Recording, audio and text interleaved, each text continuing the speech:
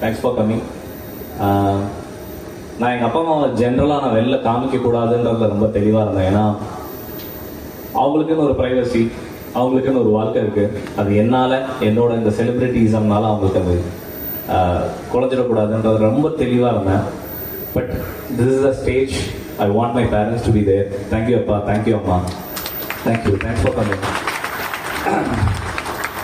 என்னடா தேங்க்யூலாம் சொல்கிறானே ஃபார்முலான்னு நினைக்காதீங்க. வாழ்க்கையில் ரொம்ப சில சூழல்களில் மட்டும்தான் நம்ம அப்பா அம்மாவை நம்ம பிறந்ததுக்கப்புறம் இன்னும் சந்தோஷப்பட வைக்கும்.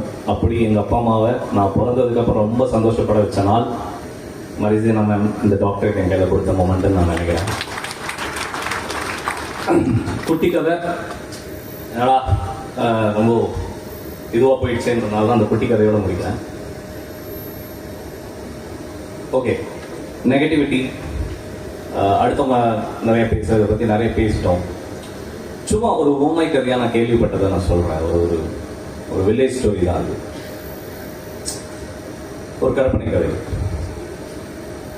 ஒரு கோயில் இருந்துதான், அந்த கோயிலில் படி இருந்துதான், சிலை இருந்துதான்.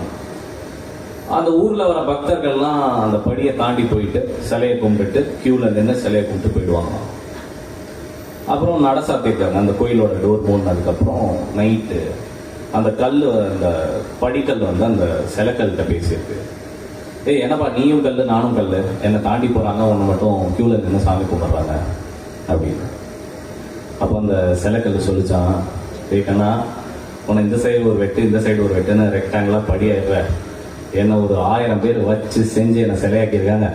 அப்போ எனக்கு அந்த மரியாதை இருக்க தான் செய்யணும். ஸோ உங்கள் வாழ்க்கையில் நிறைய பேர் உங்களை வச்சு செய்கிறாங்க, உங்களுக்கு நிறைய நெகட்டிவிட்டி வருதுன்னா you will be praised and you will be worshipped. That's it. Thank you everyone. Thank you. Thanks for it. Thank you.